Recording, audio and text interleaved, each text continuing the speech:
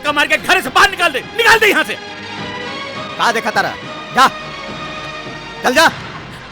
चल चल। आग का दिखावा तारे, जा तू भी जा। चल चल अंदर चल। बाबूजी चल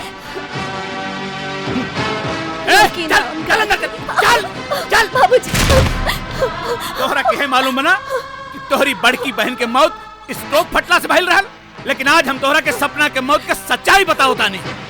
अरविंदुआ के भाई किशन से सपना बेइंतहा मोहब्बत करत रहल, लेकिन अपने भाईयन के चलते, अपने भाईयन के कारण किशन सपना के ठुकरा देहलस।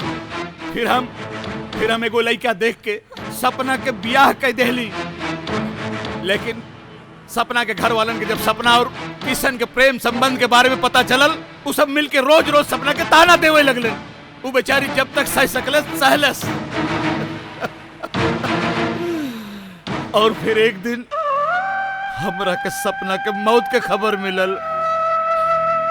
सपना के मौत के जिम्मेदार सिर्फ और सिर्फ किशन बाड़न।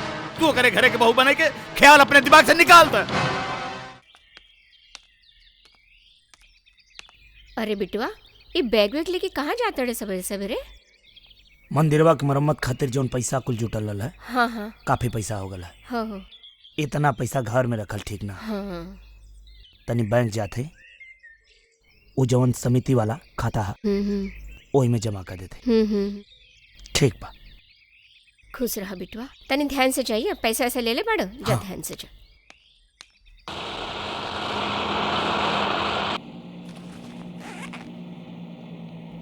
भैया नमस्ते। नमस्ते।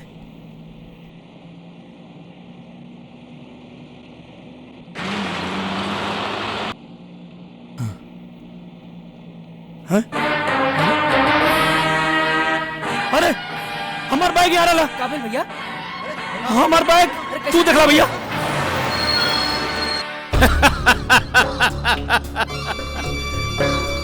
शाबाश राजू, शाबाश। बड़ा होनहार और वफादार भाई रजुआ, हमनी के आदेश के पालन सही से कैलस। जाना तारे भीमा, ई बखत अपने थाना का थानेदार के बा? ऊ है किसनवा के छोटका भाई अनुजुआ। इंचार्ज आदेश करिहन और भाई के गिरफ्तार करी। सर ये सब झूठ बा। हमार भैया के खिलाफ षड्यंत्र बाई। तोहार बात मानी कि सारा गांव के बात मानी? तोहार भाई के खिलाफ सारा गांव वाला रिपोर्ट लिखोले बाड़न। पहले जाके किशन की गिरफ्तार करके ले आवा, ये हमारा आदेश बा। यस सर। अनुज बस एक बात का ध्यान रखिए, आज से तो के हर रिश्तेदारी भुलाए के पड़ी। यहाँ तक कि अगर तोरे कौन परिवार के सदस्य भी गलती करे तो के गिरफ्तार करके तो के अपने फर्ज का निर्वाह करे के पड़ी। हाँ भैया, हम राउर कहल एक एक बात याद रखो।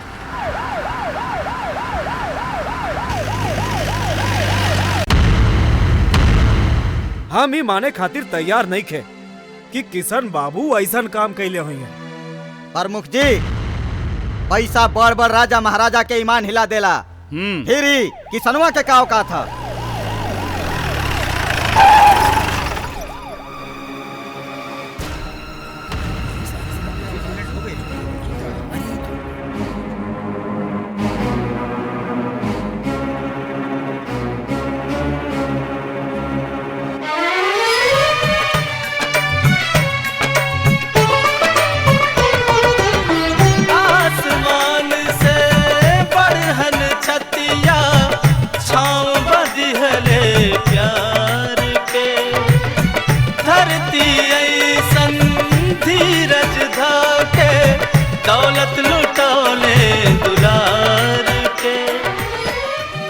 जेकर उंगली पकड़ के हम चले सीख ली,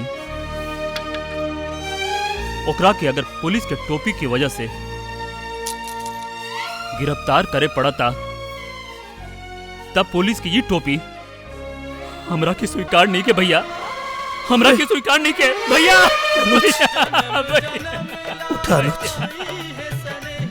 भैया, हम अपन देवता के गिरफ्तार करी, पुलिस के नौकरी हमरा स्वीकार नहीं के भैया, ये हमरा स्वीकार नहीं के। देवता कुछ नहीं बाड़े, देवी देवता कुछ नहीं बाड़े, हमरे भैया के आगे।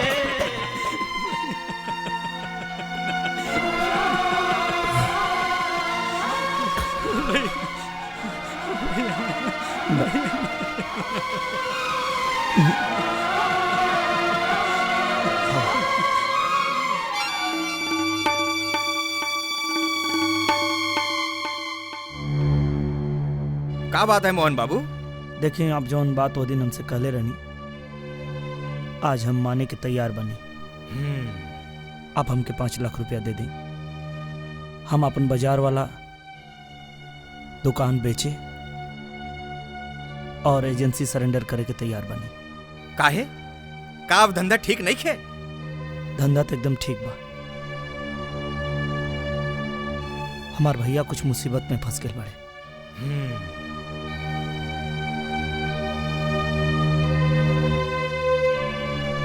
हम आपके रुपया देत बानी, बाकी आपके ना एजेंसी सरेंडर करे के पड़ी ना दुकान बेचे के पड़ी। आपके पवित्र परिवार के मदद करल चारों धाम के दर्शन के बराबर बा। मोहन बाबू, हम आपके परिवार के बारे में सुन ले बानी। दुनिया में लोग जब भी भाई भाई के संबंध के बारे में चर्चा करेलन तो राम लक्ष्मण की बात करेलन, लेकिन उनकरा के केहू देख ले नहीं खे। आप लोग जैसन भाई के संबंध देख के लोग मानेलन कि राम लक्ष्मण भी रहे होइयन।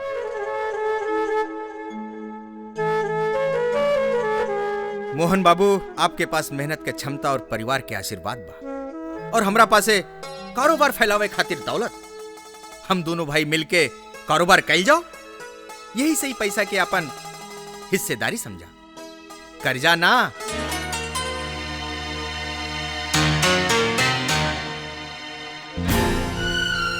देखा अनुज बाबू, हर घर में अपन लोग खातिर चाहत और मोहब्बत होखेला, लेकिन एकर मतलब ये हरगिज ना होखेला कि ऊ मोह माया में पड़ के अपन फर्ज के भुला दिहल जाए। पुलिस डिपार्टमेंट में तोहरे ऐसा ईमानदार ऑफिसर के जरूरत बा। हम यही खातिर तोहार इस्तीफा ऊपर तक ना भेजली। कल से तोहरा ड्यूटी आवे के बा। थैंक यू सर। तू बैठा, हम आओ तनी। अरे भैया रहुआ आइजा। हाँ, अच्छा बल रहुआ आ गई नहीं तनी। आप आइजा बैठी, हम बगलिया गंवा से एगो मरीज देख के आओ तनी। ठीक बा, जा जा जा जा जा जा, तू जा। बैठी भैया, हम एजे बैठे तनी, जा। बहुत अच्छा हो गई, हमार अरविंद गाँव में डॉक्टरी खोल दे। बड़ा तकलीफ होता यहाँ मरीजन के।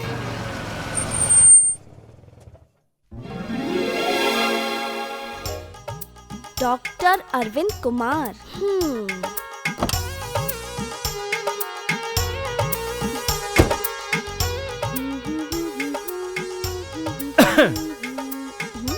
नमस्ते। नमस्ते। बाहर बोर्ड लागल बा कि मिलने का समय सुबह 10 बजे से लेके शाम 8 बजे तक बा, और 11 बज गई। तो आज डॉक्टर कहाँ हवन? ओ तो रोज के तरह आज भी टाइम से आलना। आओ बगल के गांव में एक थे मरीज देखे गल हुआ। आज आई, अब बैठी। आप वैसे आपका परिचय? हम डॉक्टर साहब की बीवी हैं। होखे वाली, लेकिन तू के बाड़ा? हम उनकर कंपाउंडर हैं। कंपाउंडर? हाँ जी। सुन ले बानी कि अरविंद के बड़का भैया बड़ा खड़ूस बाड़ेन की ना? हाँ हाँ हाँ। खैर कोनो बात नहीं खे, हम उनके सुधार दे। हमार नाम भी काजल बा। अच्छे के हम सुधार देनी तो बड़के भैया का चीज बाने। अच्छा तो हम चलतानी, डॉक्टर साहब आवे तक कह दिया डॉक्टर आइन आयल रहनी है। ठीक बा? जी ठीक।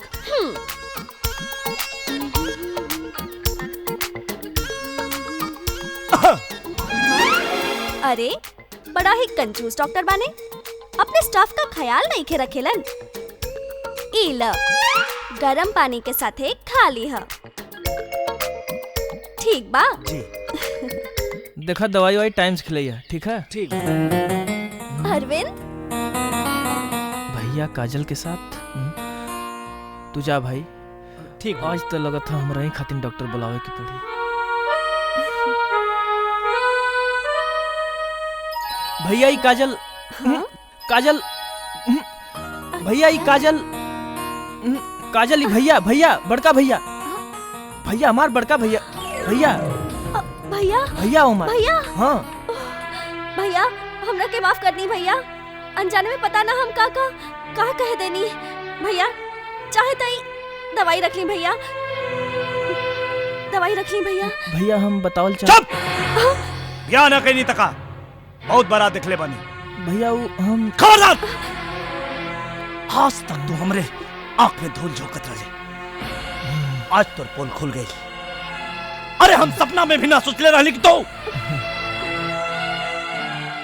हमरे घर में चांद जैसन खूबसूरत बहू लेबे। इनका बाबूजी के खबर भेजवा दा, बहुत जल्दी हम रिश्ता के बात करे खातिर आ रहल बानी। काजल हमके पसंद है।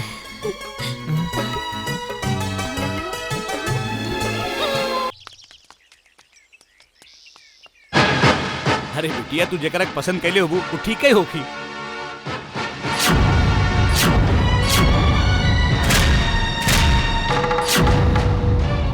बाबूजी ई उहे हुए और इनकर बड़के भैया। भीमा, ये दोनों को धक्का मार के घर से बाहर निकाल दे यहाँ से। का देखा तारा? जा चल जा। ए चल चल। ए आग का दिखावा तारे, जा तू भी जा। चल चल अंदर चल। बाबूजी चल। ए चल चल अंदर चल। चल चल। बाबूजी तोहरा के है मालूम बना कि तोहरी बड़की बहन के मौत स्ट्रोक फटला से भइल रहल, लेकिन आज हम तोहरा के सपना के मौत के सच्चाई बताओ तानी। अरविंदुआ के भाई किशन से सपना बेइंतहा मोहब्बत करत रहल, लेकिन अपने भाईयन के चलते, अपने भाईयन के कारण किशन सपना के ठुकरा देहलस। फिर हम एगो लड़का देख के सपना के ब्याह कर देहली, लेकिन सपना के घर वालन के जब सपना और किशन के प्रेम संबंध के बारे में पता चलल, उ सब मिल के रोज रोज सपना के ताना देवे लगले। वो बेचारी जब तक सह सकलस सहलस। और फिर एक दिन हमरा के सपना के मौत के खबर मिलल। सपना के मौत के जिम्मेदार सिर्फ और सिर्फ किशन बाड़न। तू करे घरे के बहू बने के ख्याल अपने दिमाग से निकाल दे। भीमा, तू ब्याह की तैयारी कर। हम काजल के ब्याह तोरे भाई के संगे करल चाहता है।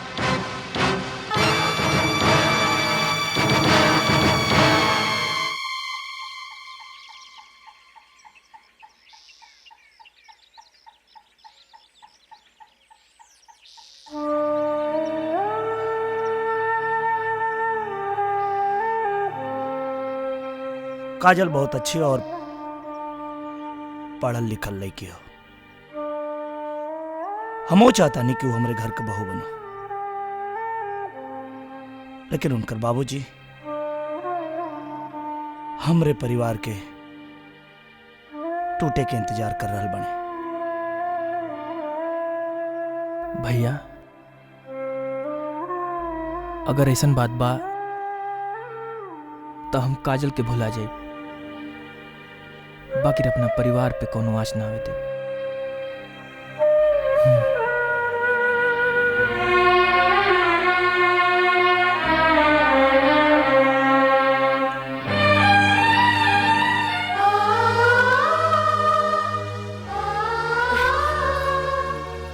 ए अरविंद, चला जल्दी जल्दी ई खाना खा ला।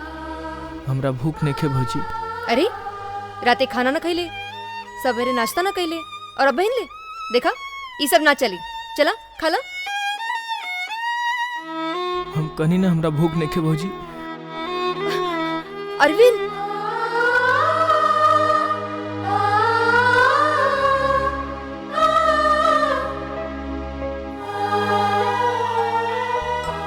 दीदी जी ले खाना खा ली।